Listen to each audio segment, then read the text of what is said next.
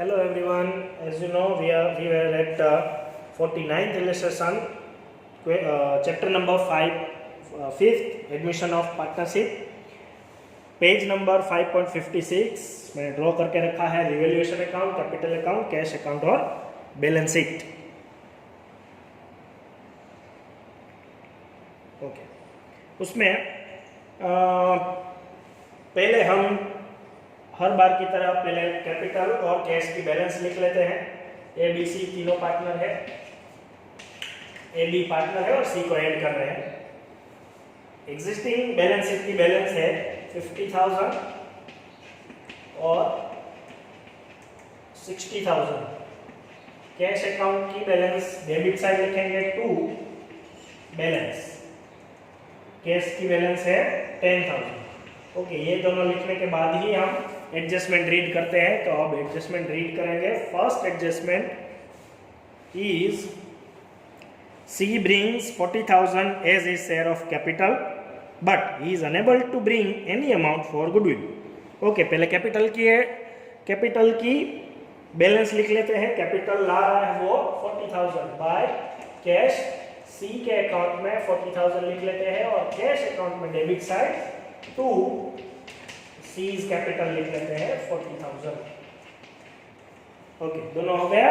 Cash account में debit side और capital account में credit side. C is unable to bring goodwill in cash, तो उसका account debit कर लेंगे या फिर बैलेंस शीट में लिख लेंगे। डिस्ट्रीब्यूट तो होगी गुडविल सेक्रीफाइस रेशियो पे, जब आएगी तब हम देख लेंगे।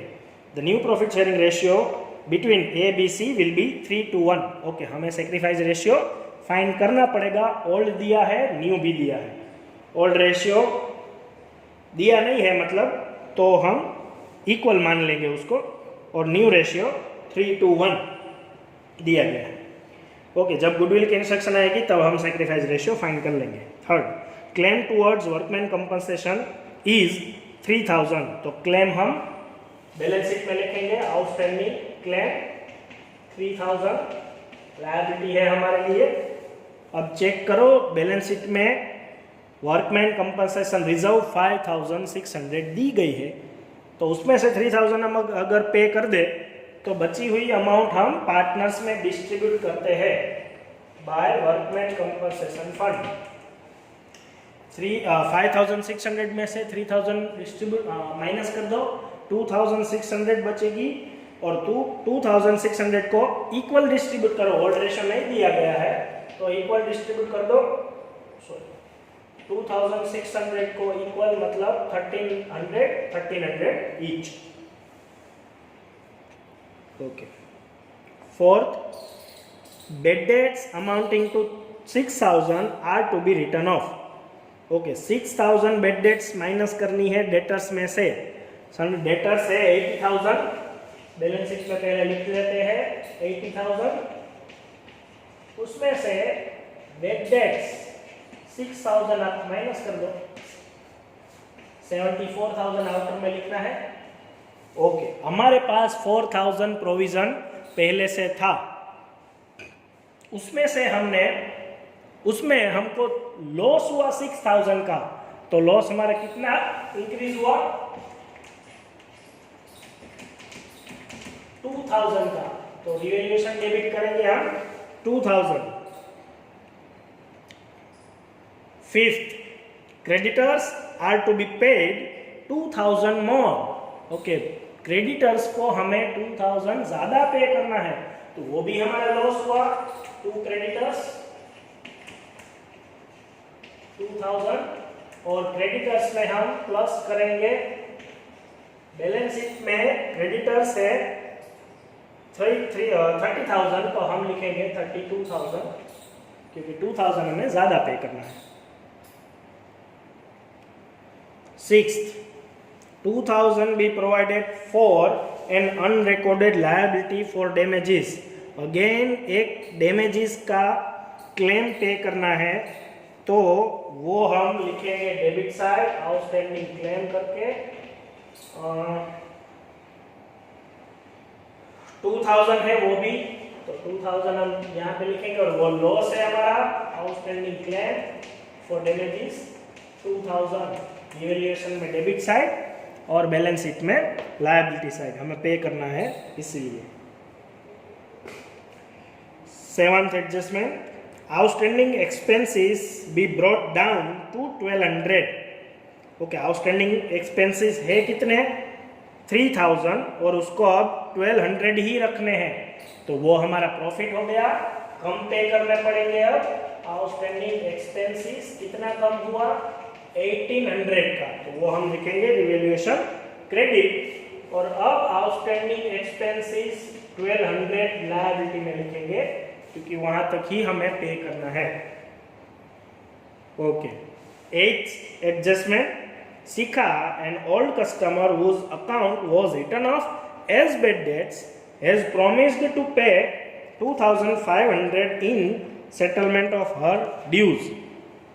एक पुराना कस्टमर था, वो उसकी बेड डेट्स हमने राइट ऑफ कर दी थी पहले ही, तो बेड डेट्स तो राइट ऑफ हो गई थी पहले ही, लेकिन अभी वो सिर्फ प्रॉमिस कर रहे हैं कि 2500 वी विल पे। प्रॉमिस से कुछ नहीं होता, कोई ट्रांजैक्शन नहीं होता सिर्फ प्रॉमिस करने से, क्योंकि प्रोमिस के बेस के ऊपर हम अकाउंट नहीं लिखते।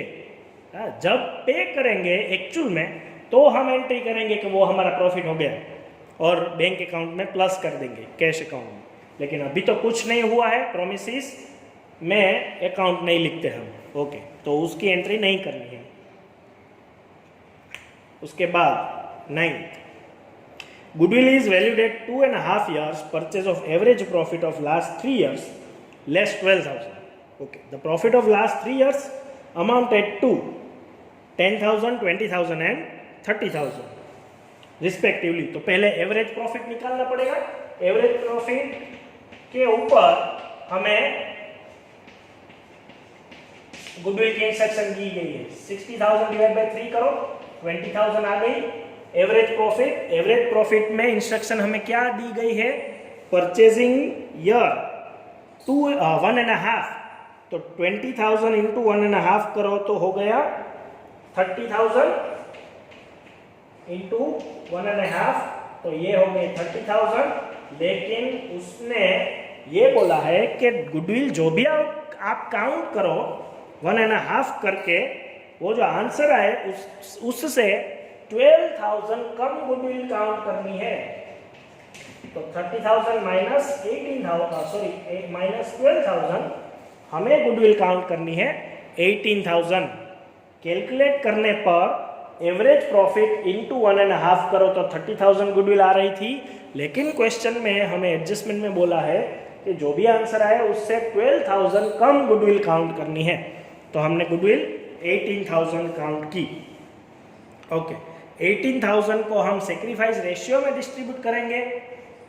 सॉरी, 18,000 में से पहले पार्टनर की गुडविल फाइंड करेंगे। C's goodwill is equal to 18,000 और उसमें से न्यू रेशियो में A B C third partner का जो रेशियो है वो सी का है 3:1 इन, तो यहाँ पे होगा 1/6। 18,000 इंटू 1/6 करो तो 3,000 आएगा। 3,000 गुडविल की वैल्यू होगी। सी की वैल्यू टोटल गुडविल में से उसका शेयर मतलब 1/6, तो 3,000 सी की गुडविल होगी, लेकिन वो कैश में ला नहीं रहा है, इसलिए हम कैश में तो नहीं लिखेंगे, लेकिन इसको सेक्रीफाइसिंग रेशियो में डिस्ट्रीब्यूट करेंगे। आप ओल्ड माइनस सेक्रीफाइस करो तो आंसर आएगा ए का सेक्रीफाइस 0, बी का सेक्रीफाइस 1/6। आप काउंट कर लेना ओल्ड माइनस न्यू करके। ओल्ड रेशियो इक्वल है, न्यू रेशियो दिया गया है 3:1।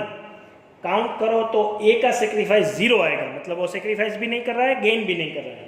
बी का सेक्रीफाइस 1/6 आएगा। इसका मतलब है जो भी सी गुडविल 3,000 सी की गुडविल है वो सारी गुडविल सिर्फ बी को ही मिलेगी, डिस्ट्रीब्यूट नहीं होगी। तो by C's current account, C's account 3,000, और अब ये 3,000 सी तो नहीं ला रहा है, इसलिए हम कैश अकाउंट में डेबिट नहीं लिखेंगे, लेकिन उसका अकाउंट डेबिट कर सकते हो आप, या फिर बैलेंस शीट में लिख सकते हो सीज करंट अकाउंट, आप दोनों कर सकते हो। लेकिन एडवाइजेबल यही है कि इजी आपको यही पड़ेगा कि अगर पार्टनर गुडविल नहीं ला रहा हो तो बैलेंस शीट में ही लिख दो सीधा, पार्टनर्स अकाउंट डेबिट मत करो। ओके, हो गया। अब बैलेंस शीट टैली कर दो। बैलेंस शीट में असेट साइड कैश हमने लिख ली, डेटर्स हमने लिख लिए, स्टॉक बाकी है, मशीनरी भी बाकी है। स्टॉक लिख लो 20,000, machinery 38,600। Profit and loss account है तो वो हम डिस्ट्रीब्यूट करेंगे पार्टनर्स अकाउंट में, debit side. Profit and loss account old ratio में 4,000 है, 2,000 दे दो सबको। ओके, अब credit side workman compensation reserve हमने डिस्ट्रीब्यूट कर लिया। आउटस्टैंडिंग एक्सपेंस 3,000 वो भी लिख लिया हमने, प्लस करके लिख लिया है, सॉरी माइनस करके। क्रेडिटर्स भी लिख लिए हैं, कैपिटल्स हमने आ गई है। ओके, तो रिवैल्यूएशन का टोटल करो। रिवैल्यूएशन का लॉस आएगा 4200, आप टोटल करते जाना। गैप आएगा 4200, उसको हम डिस्ट्रीब्यूट कर लेंगे, डिविजिबल लॉस 4200 को डिस्ट्रीब्यूट करो तो 2100 आएगा, और ये हम ले जाएंगे पार्टनर्स अकाउंट में डेबिट साइड 2100। अब पार्टनर्स कैपिटल अकाउंट क्लोज करो, इसका टोटल करके बैलेंस निकालो तो बैलेंस आएगी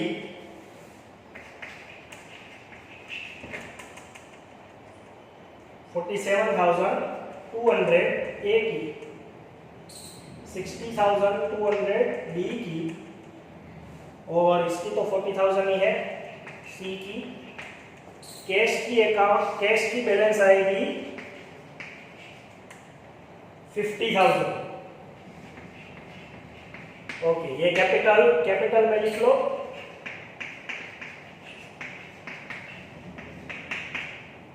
$47,200, 60,200 और 40,000। और कैश की बैलेंस असेट्स में साइड लिख लो 50,000। अब दोनों का टोटल करो, इन तीनों की कैपिटल का टोटल आएगा 1,47,400, और अब बैलेंस शीट का टोटल कर लो, दोनों साइड का टोटल आएगा 1,85,600, 1,85,600। डन। इससे रिलेटेड एक्सरसाइज के सम भी आप कर लेना प्रैक्टिस के लिए, बहुत अच्छे ही सम आते हैं, उसके एक्सरसाइज भी ऐसे ही रिलेटेड आते हैं, तो आप प्रैक्टिस कर लीजिएगा। Okay, thank you.